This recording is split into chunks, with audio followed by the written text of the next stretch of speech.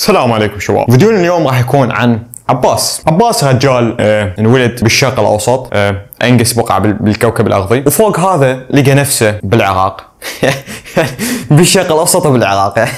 يعني حروب لا متناهيه صار لها 80 سنه من 1920 وشديده، وحتى تاريخيا لطالما كان العراق هو مكان صراع. فعباس غصبا بالدنيا بسنه 2003 لقى نفسه بحرب. ليش؟ هو انولد فجاه لقى الامريكان يريدون يغزون بلده. عباس كان استوى مغسبن بالدنيا، فما كان مستوعب هذا الشيء، ولكن لما بدا يصير عمره 13 14 شويه بدا يلقط الاسباب اللي خلت امريكا تغزو العراق، وبدا يشوفهم العدو الاكبر، وبدا يتاثر بالصدرين وبالسوالف. عباس كبر وصار عمره 20 سنه، صدمات نفسيه، اضطرابات، مشاكل. تعتقد عباس ايش حيسوي؟ حيطلع انسان بخير؟ لا. لهذا السبب عباس نزل تطبيق التيل.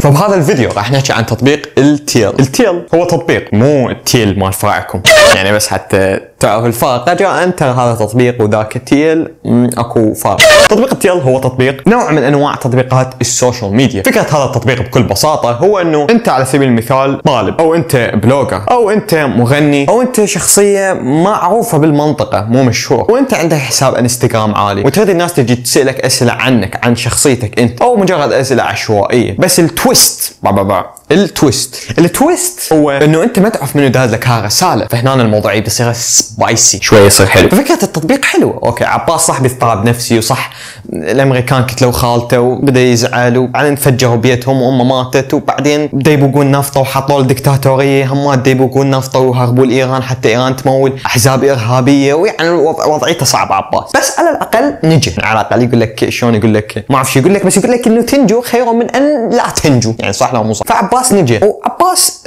قرر يحكي ويا النسوان، بس بدل يحكي وياهم بالطريقه اللي اسلافه كانوا يحكون بها ويا النسوان، الطريقه الطبيعيه كلش، انه انت تروح باختصار. لو الطريقه الاسلافه كانت مو خوش طريقه. قبل كانوا يشيلون السيف معركه، يسفكون دماء، اللي يفوز ياخذ النسوان، او انت بالمنطقه تروح لاقرب كنيسه تعرف على وحده، او جامعه، او تشتري وحده تفعل ابوها سيف وتاخذها، يعني الشغلات. بس يعني اقصد بدال يتعرف عليها بالطريقه الطبيعيه، انه يحجون او يتواصل وياها، يحجون صوتيات، يحجون فيديو، يسولفون، بعدين يدزون فويزات او الخ، او يحجوا وياها بارض الواقع. قرر عباس بسبب الحرب، والحرب اثرت على مخيخه، هذا مخ عباس. مخ عباس انصلخ بقندره، فمخ عباس تاثر، فاضطر يلجا للتيل. فالمشكله ايضا مو بتطبيق التيل، تطبيق التيل تطبيق جيد لا باس فيه باذن الله عز وجل، بس المشكله بعباس. وايضا المشكله برقيه. وعندنا هنا رقيه ايضا ولدت بالشرق الاوسط. من اسوء الاماكن اللي ممكن ترسم بها اذا جيت بالسعوديه والامارات والكويت ودول الخليج.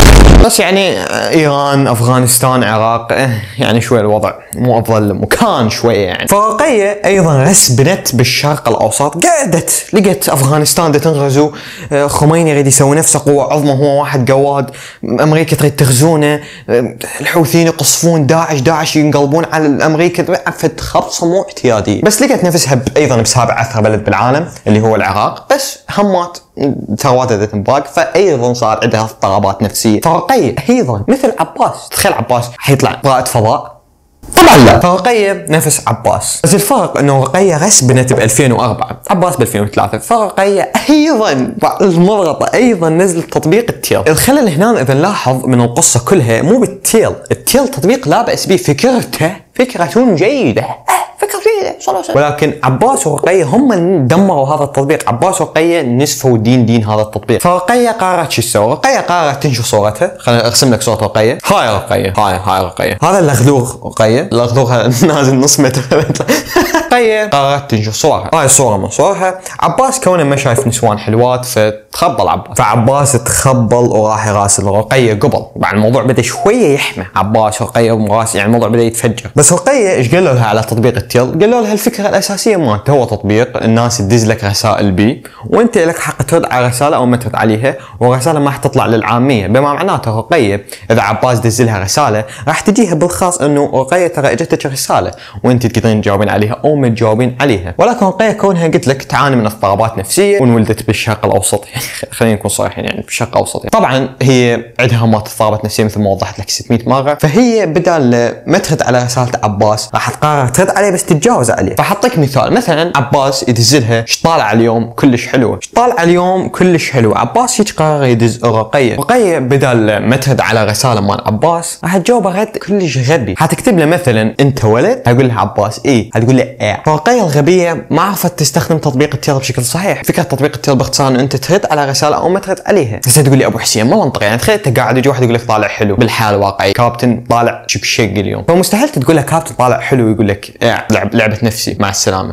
ما تصير، ما حد يسويها بس المختل نفسيا عنده مرض نفسي، عنده مشاكل في مخيخه. ولكن رقيه قررت تسوي هذا الشيء يعني ولدت بالشرق الاوسط يعني اضطرابات نفسيه. انا ادري بك انت احتمال تكون مثل عباس وهذا الشيء جدا طبيعي، انت انسان زين وتلقى ردود عنيفه بدون اي سبب. يعني ليش هاي قاعد تقول لعباس ايه، ليش ما تقول له مثلا شكرا بس انا ما احكي ولد مثلا، او اصلا ما ترد على رسالته اذا درت بي ولد. فبدل تستخدم الاستخدام الصحيح تطبيق التيل، وبكل بساطه تقول لك تعرف شغله ما ارد على رسالته، او تعرف شغله اذا هو ولد يراسلني ما ارد اجاوب على ولد، ما احب اجاوب على ولد، حق من حقوق رقيه. بس رقيه تدري بك ولد وتجاوبك حتى بعد ما تكتب لها انت حلوه وتشاقى وياها تقول لك ايه من دون اي سبب. لو رقيه تعاني من اضطراب نفسي اسمه سيكر اتنشن، وهذا اضطراب نفسي انه انت تحب تحصل على الانتباه. طبعا خليني اقول لك شغله، كل البشر يحبون يحصلون على الانتباه